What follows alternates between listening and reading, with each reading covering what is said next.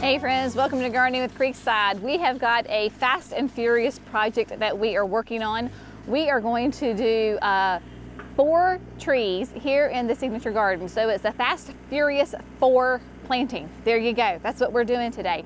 We've got 4 ornamental specimen trees that we're going to be adding to the Signature Garden, not inside the parameters of the formal garden, rather on the outlying gardens that will be developed as we progress through this fun adventure.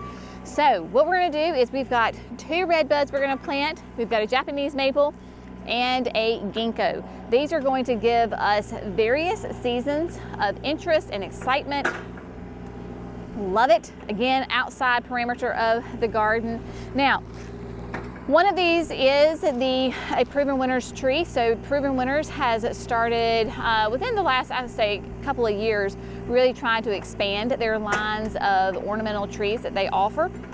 Right now, I personally have found them a little bit challenging to find, but we were able to grab a Midnight Express red bud from actually 2 different nurseries. Suppliers of ours had them. So we grabbed one of them for the Signature Garden. Super excited about this. But of course that red bud is the Midnight Express, given its name. We'll have those classic big massive heart-shaped leaves that are a beautiful deep burgundy purple color, hence the word midnight. It's going to be a little bit more sun tolerant than some other dark leafed red buds. Typically, I will say on a dark leaf red bud that you're going to need afternoon shade. We're actually going to put this bad boy where it is going to get full afternoon sun. Red buds, of course, will give you beautiful early spring flowers, really kind of that vibrant purple, pink flowers that come directly off the stems of the tree. So it's right out of the bark. You get the flowers, and then from the flowers, then your foliage will appear. So we're going to do one of those, and in fact, Jackson is working on that right now because this is a fast and furious project. We've got Jerry is filming, Jackson is on the machinery, Andrew is helping us, Cece is helping us. We are trying to get these in the ground as quickly as we can, just because of scheduling. It's not things like wrong or happening, it's just scheduling. Then we have another red bud that we are going to do. And of course, Brenna's here. How could I ever forget her? She's just the cheerleader and the encourager around here. Give you a little glimpse as to what Jackson's doing. I know Jerry's filming that. We'll show you all the good details on that. But yeah, so the whole gang is here. Now, the other red bud is still in the back of Jerry's new machine. This is the Rising Sun red bud. Now, clearly, it has already gone dormant. My red bud at the house has already lost all of its leaves as well. The Rising Sun red bud gets its name from its colors, obviously. It is a stunning tree, and it's going to be a little bit more petite and rounded, 6 to 10 by 6 to 10. So it has that kind of a rounded shape to it, but the colors on this thing are just phenomenal. You've got greens, you've got yellows, you've got oranges, you've got reds. Jerry actually planted a Rising Sun at his parents' house a couple of years ago, and this past spring, early summer, holy moly, it was just stunning. So we're actually going to add that one here near the pond, because we already have right here is a Jane magnolia, which of course is it's a saucer type magnolia, and it does really nice kind of a reddish, not red, pinky red flowers in the spring. And then where Brenna is, and you can see Cece put her water bottle down for me, that is where the Rising Sun is going to go. It too will do lovely traditional red bud flowers for us. So you've got, say, the red bud, the Rising Sun here, and then of course Jane is right here. So it still does, like I said, the absolutely stunning flowers in the spring. There you go. Now they are getting, we're gonna walk back over here, they are getting Midnight Express in the ground. So we're gonna come over here and talk about placement of this sweet thing. At this point, I'm more trying to stay out of the way and just document what is happening. So let me show you what we're doing. For the placement of the Midnight Express, this is the nook. This is where, if you've been following us along with us, this is where our sweet Alyssa, this is where her wedding ceremony is going to take place. Don't worry, there's a lot of projects going to be happening around right here. But Midnight Express is going to be just here to the left. We have tons of really mature tulip poplars. That is what you see, all of those silver trees, those large ones. All of those are tulip poplars. Midnight Express is going to be a little bit more upright than maybe some of the other red buds that we're used to. Nice and upright, very columnar almost. So that dark foliage against the silver of the poplars and everything else is going to be really nice. So we're trying to work here together. Now you will notice, if you've watched us for any length of time, you probably know that we have a ton of red clay. Well, what that is a lot of sand. So we've got, because we are right here at the creek bank, over the years we've had a lot of wash that has come in, and so we have a lot of sand, right? So it just is kind of that natural topsoil, very sandy right here. She is going to do just great. Of course, when they put it in, the biotone went in, coming back with the native soil and getting her all squared away. We will come back and top dress with some land and sea. But yeah, this is where, when you own a nursery and you got some labor, comes in really handy with some projects. I love it. They're such great hard workers. Sweet boys. Men, young men.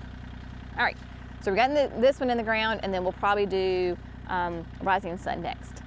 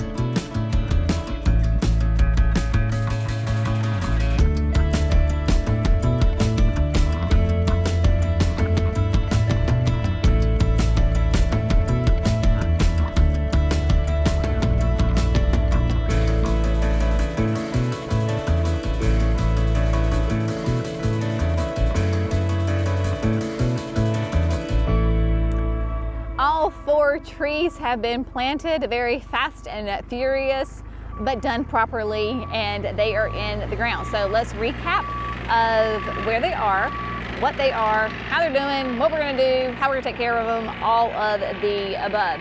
It feels really good to get these in the ground. If you can't tell, I am just slightly excited about that. All right, here we go. We're gonna start here at the pond with the rising sun. Rising sun there, of course, Jane Magnolia behind it.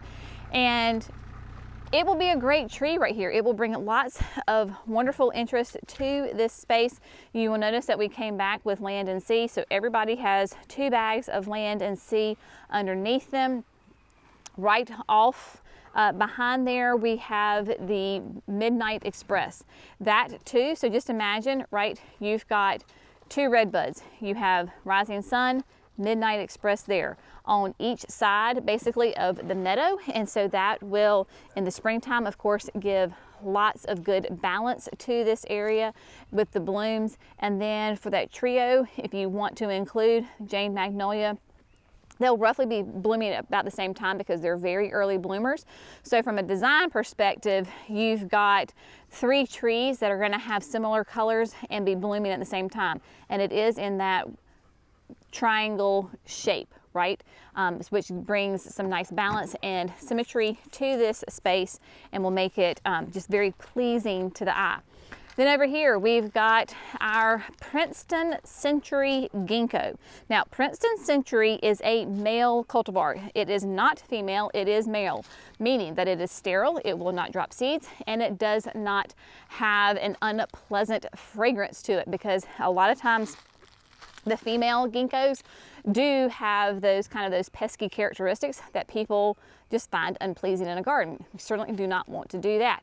This will get morning shade, afternoon sun. Your ginkgos need to have sun to have that beautiful yellow color to them. I have this exact tree in the backyard, and man, it was glorious a few weeks ago and just stunning. So the reason that we put it here, it is balanced between these 2 trees.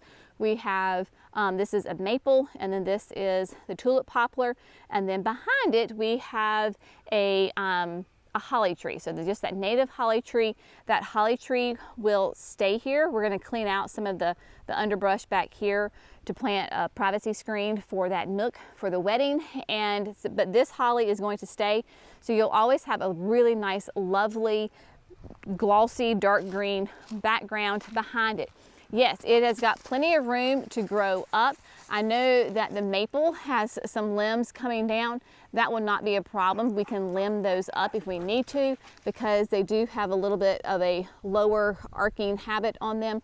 Once the trees leaf out come this spring, summer, we can kind of gauge that, and if we need to limb them up just a little bit, we certainly can do that. Ginkgos, of course, are just iconic in the garden. They have those classic leaves on them, beautiful shape, just lovely, lovely. Now, these trees are not going to be on irrigation. Again, put 2 bags of land and sea around each one.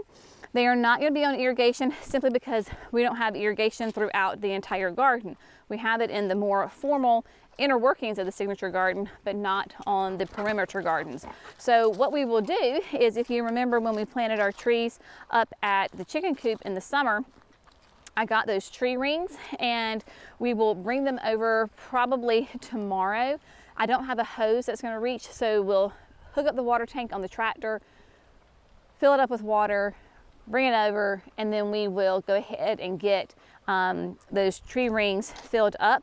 Those rings are specifically for 15 gallons, so this is the perfect size. They have emitters underneath them so that they drip the water. I think it takes like 4 to 6 hours to get rid, to empty those bags, so that will be perfect. Once, if ever the fall, winter rains come, then we don't have to worry about it. But we are incredibly dry. We're not getting good consistent water, so we will put those rings on it, because this is really important that we get good roots established now, so that way in the summertime we're not as concerned about if they're getting consistent water. Last but not least, we did a Japanese maple. I had really fun time kind of researching this one. This is Ariadne, and Ariadne is behind me. It is hardy in zones 5 to 9. So with us being a 7B, it is going to be perfect as far as climate wise. I don't have to worry about us being too hot, too humid. Ariadne is going to do great. Now, what's really fun is the colors on this maple. Now, yes, we are in mid-November and she has started dropping a lot of her leaves. But this tree is going to give us a kaleidoscope of colors for 3 seasons. Gorgeous, stunning foliage that continually changes throughout the season. Now, the reason that we put her here is because you can kind of see where the center of the garden is, right? Keep in mind that the sun comes up here, so she will get her good 6 hours of sun, but then it sets directly behind where I am. It will get in the shade in the afternoon, probably starting around 2-ish. It will start to get some shade, which is exactly what this needs so that the leaves do not scorch. Notice that we left this girl a little high, right? You can clearly see, Brenna, you're right in the way. Come on, out. We intentionally left the root ball a little bit high because for a couple of reasons. One, this area tends to be a little bit wet. 2, we have more red clay. When we were closer to the creek with the Midnight Express, it was more sand. This is more clay-like, so it means it's gonna hold the water. The reason that we leave that high is so that the plant does not get too much water around it and we do not want it to rot. Notice that it's up about 1 inch, not a problem. Then we're gonna take that land and seed, we've already kind of piled it around. We'll take that land and seed and just butt it up against it. We won't cover up the top of the root ball. We will leave that root ball open up at the top so that it drains really well. So if you're planting in clay soil or in an area that could hold some water and be more on the damp side, make sure that you plant your trees, shrubs a little bit high. Trust me, there is tons of roots that are exposed to that soil and they will get lots and lots of water. It is not too high. If anything, when people have that clay soil or wet areas, they plant their shrubs, trees too deep. They pile on the native soil up on the top all the way up to the crown of the plant, and then the plant drowns and rots. Don't want that. So we have got 4 trees in the ground. These were all 15 gallons in right at an hour. That is the beautiful thing about an amazing team and technology. We got them in the ground. They're very happy, and I am a very happy gardener. They're going to give us gorgeous color throughout the growing season. Super excited about it. Cannot wait till the spring and see everybody start to shine. So, as always, we hope you have found this fun, informative, and inspirational. Hope y'all have a great day. And as always, thanks so much for gardening with Creekside. We'll see you in the next video. Bye, friends.